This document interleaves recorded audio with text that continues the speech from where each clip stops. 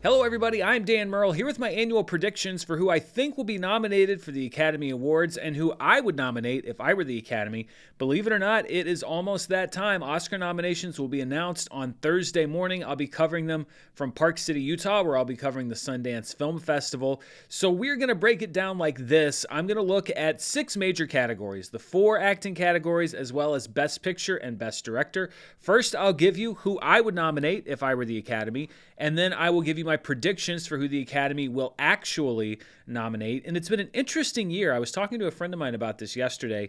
The movies themselves, top to bottom, I don't think were as strong this year as far as just the overall quality. It was a bit thinner at the top and a bit more, it was a lot tougher to pick that top 10 this year. But I think that the performances, particularly this year, were stronger than they have been individually in a lot of other years. So these were very difficult categories to pick. Let's start with my picks for Best Supporting Actress. And as far as who I would nominate if I were the Academy, we will start with Odessa Azion for Marty Supreme. I think that she plays such a critical part in that movie and such a critical part in that character journey for Marty, and that's really where the heart of the movie lies. I've been saying this for a while. I would nominate Glenn Close for Wake Up Dead Man. I think that she's fantastic in this movie. The Academy Awards used to love Glenn Close. It's surprising to me that she's never really even been in the conversation. I would nominate Amy Madigan for Weapons. She is kind of the definition of a supporting performance, or at least one type of supporting performance, the one that just kind of comes in, takes over the movie, and that's the one that you're talking about after the movie's over. In my 4th spot, I would nominate Tania Maria from the Brazilian film The Secret Agent, who is not at all in any of the conversation. She plays the landlady of a group of political exiles, basically, in Brazil. But I thought that it was such a great performance. I don't think that she is an actor by trade, but it was an absolute standout part of the movie, and one of the first things I think about when I think about that movie. And then rounding out my top 5 would be Wunmi Mosaku from Sinners, who I think similarly to Odessa Azion and Marty Supreme, grounds that movie and gives it a heart and brings the humanity into something that is much larger than life. In this case, a bunch of vampires and everything else that's going on in that film. So those are the 5 that I would nominate for Best Supporting Actress. But who do I think will be nominated on Thursday morning? Well, first of all, I'm going with Odessa Azion for Marty Supreme. She's not necessarily on everybody's list, but I'm just going to say that I think that the Academy support for that movie is going to be strong, so it's kind of a long shot nomination there. I'm also picking Inga Ibsdottir Lilius for Sentimental Value. She was a heavy contender on my list. I thought that she was exceptional in the film. I think she's going to get the Academy Award nomination. Amy Madigan, I think, will be nominated for the Best Supporting Actress Award. She's already picked up some Critics Awards. She seems to be consistently nominated. Wunmi Mosaku, I think, is going to get the Academy Award nomination for Sinners. And then the front runner in this category right now, I think, is Teyana Taylor for One Battle After Another. She seems to be on that kind of unstoppable run toward the Academy Award, even if she wouldn't be my personal pick. She's not in my top 5 personally, although I do think that she was very good in the movie. You'll notice that I don't have Ariana Grande on this list. I'm not saying it's unlikely that she's going to get nominated. I think she still has a pretty good shot, but I think that Wicked for Good has really faded down the stretch, and so I am not including her in my final 5 predictions. Let's move now to Best Supporting Actor and my personal picks if I were the Academy, who I would nominate. And let's start with Benicio del Toro for One Battle After Another, who I think was fantastic in that film, brought a lot of humor, and actually was one of the only clear-eyed people in the film. One of the only people that wasn't corrupted by external influences and was actually, good at what he did. Jacoby Jupe from Hamnet would be on my list. I don't think that young actors are taken seriously at the Academy Awards, and almost every year I have a young actor in one of these slots. It's not a charity pick. It's because I think he legitimately put in one of the best performances of the year, though I do not think he will be nominated at the Academy Awards. I would also nominate another actor from Sinners, Delroy Lindo, who is not really in the conversation, but I think he defines what a great supporting performance is, or as I said, one kind of great supporting performance, in that he is absolutely the best part of every scene that he's in, but also cedes the spotlight to the lead actors in the film. And again, when I think of Sinners, I often think of a lot of Delroy Lindo's moments and lines. He's very funny in the film, so I would include him in the Best Supporting Actor category.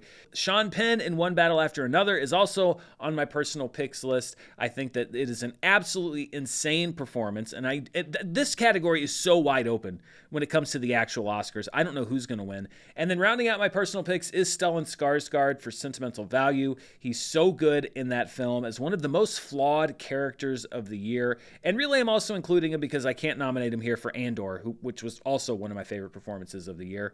So that's who I would nominate if I were the Academy. Now, who do I think the Academy is going to nominate for Best Supporting Actor? Well, I do think that they're going to nominate Benicio del Toro for One Battle After Another, and Jacob Elordi for Frankenstein really seems to be building a lot of momentum. As Mugatu and Zoolander would say, he's so hot right now, and I think that that is going to carry him to an Oscar nomination.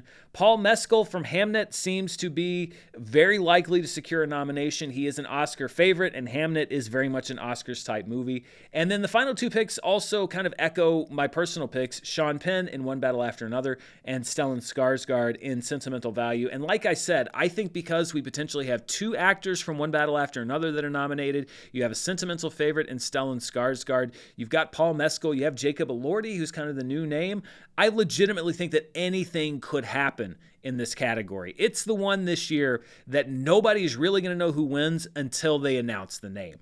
Let's move on now to my personal nominees for the Best Actor Academy Award. And first up on my list is maybe my favorite performance of the year, Timothée Chalamet in Marty Supreme. I put him in my personal nominations almost every year because I think that he is the best young actor working today, and this might be his best performance yet. I would also nominate Ethan Hawke for Blue Moon. He is a criminally overlooked actor, mostly because he chooses a lot of smaller films, low-profile films, but he's so good in this movie, and I hope that he does actually get a nomination. I would nominate Michael B. Jordan for Sinners, not just because it's a great movie, but because he has to play double roles, and I think he plays those roles very well. Lee Byung-hun from No Other Choice would be my fourth nominee, and really these last two were so difficult for me. There were another five, I think, that could easily have taken up this whole category that aren't on here, but I went with Lee Byung-hun because so much of the movie rides on so many different types of emotions from him: fear, anger, vulnerability, misplaced confidence at times, and I think he plays it all so well. And then I'm rounding out my nominees with Jesse Plemons in Begonia, who I think might get the Oscar nomination, but definitely would be nominated if I were the one that was making the decisions. But you also have Josh O'Connor in Wake Up Dead Man, Leonardo DiCaprio in One Battle After Another, Wagner Moura in The Secret Agent, Dylan O'Brien in Twinless. I could have put any one of those four in that category in my personal picks and been just as happy.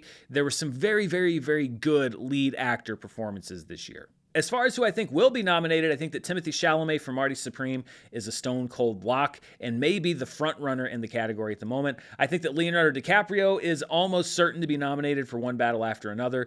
Ethan Hawke for Blue Moon, I think will be kind of the sentimental favorite in this category, so I think he'll get nominated. I do believe that Michael B. Jordan will pick up another nomination for Sinners, and then it's tough to pick this fifth spot, but I'm going to go with Wagner Moura for The Secret Agent. In a year full of really strong international cinema, The Secret Agent and Sentimental Value seem to be the two that are kind of coalescing as far as these major nominations, and I think that we'll see Wagner Moura in the Best Actor race. Let's go now to Best Actress and my personal picks if I were the Academy. And we'll start with the Academy frontrunner, Jessie Buckley for Hamnet. She is fantastic in this film. I think she's almost a lock to win the award, and she's also one of my personal nominees. I would also nominate Rose Byrne for If I Had Legs, I'd Kick You. It is a difficult movie to watch at times, but Rose Byrne is exceptional in it. The horror genre is often overlooked, so I would nominate Sally Hawkins for Bring Her Back. I'm not quite as big on her as I was for Toni Collette in Hereditary, but it's a similar kind of love. It never had a chance, this performance, but I think it was one of the best of the year.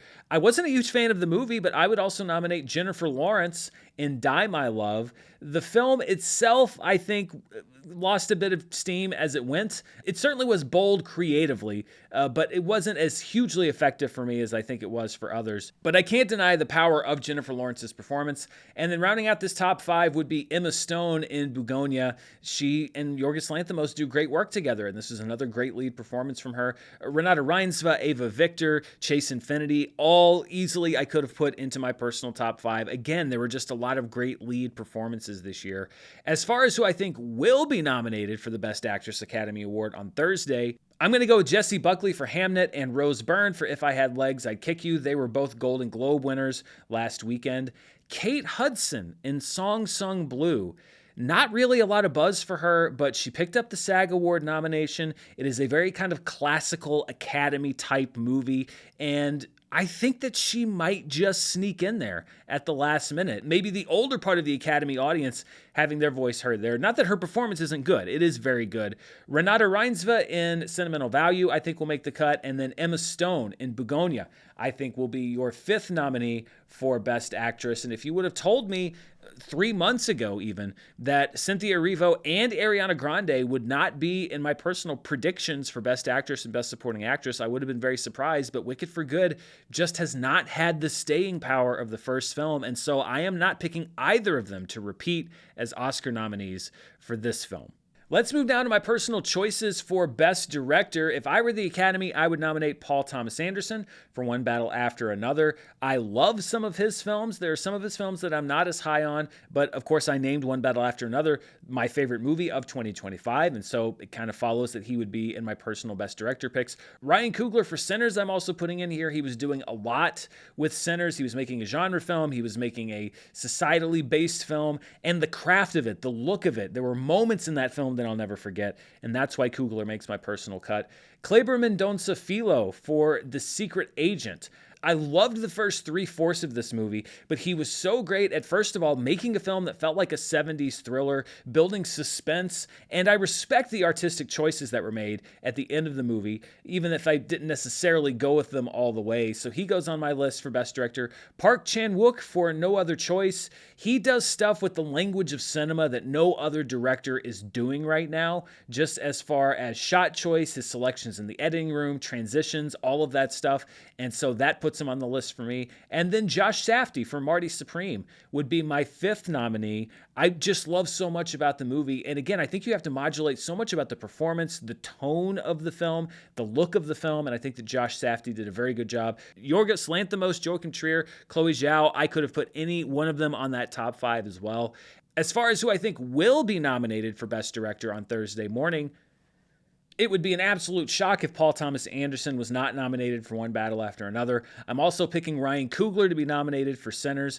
This may be a bit of a long shot pick, but I'm putting Josh Safdie in the top 5 for Marty Supreme. Again, I'm banking on the fact that the Academy might go a bit heavy into Marty Supreme. Joachim Trier for Sentimental Value, I'm picking to make the cut just because I do think that there will be one representative of that international cinema group in there. Some people are saying Jafar Panahi for It Was Just an Accident, but I'm going to go with the movie I think will get more overall nominations. And then Chloe Zhao for Hamnet. There was so much in the movie that was about the look and the beauty of it, the emotion of it. She's a past Oscar winner. I think the Academy likes her, and she's deserving as well. So I think that she will round out the Academy's nominees for Best Director. And now we get to the big one, Best Picture. Now, unlike the Academy Awards, I do it the way that they did when I was younger, where there are only 5 nominees for Best Picture. It just makes it a little harder for me to do my personal nominations.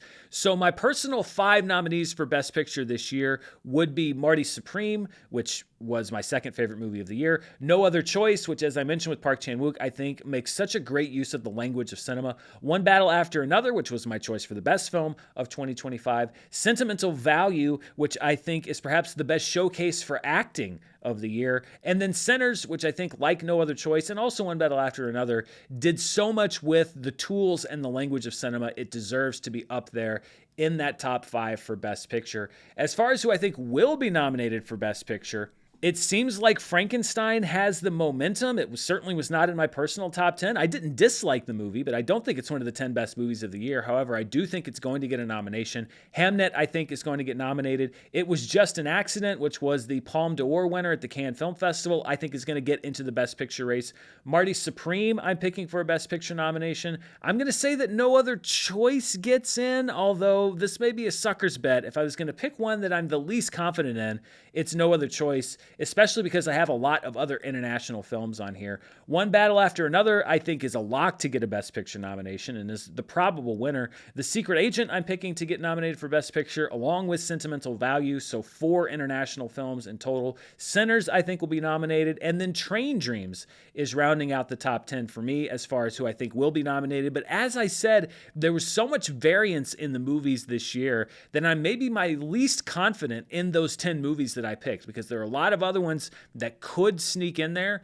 A lot of these were gut calls and coin flips. So it's very likely that the final 10 that the Academy unveils on Thursday won't resemble my own personal predictions at all. But, you know, like I've always said, I don't consider myself to be an Oscar expert. I'm just a guy sitting here making my best guess. So that's who I think is going to make the cut for the Academy Awards this year and who I think should make the cut. What do you think? Who would you nominate? Who do you think will be nominated? Let me know down in the comments below, and stay tuned right here on the channel, because bright and early on Thursday morning, I'm going to be up on Mountain Time watching the nominations and getting a review out to you before heading out to catch more movies out at Sundance. It's going to be a busy couple of weeks, but I'm going to do my best to cover both the festival and the ongoing movie news and everything else that's happening. So be sure to hit that subscribe button, hit the thumbs up on this video. Tell your friends if you enjoyed this video, because I'm always trying to grow the audience and bring more people in to talk movies. But most of all, thank you for watching this video. Until next time, stay safe, and I'll see you then. Bye.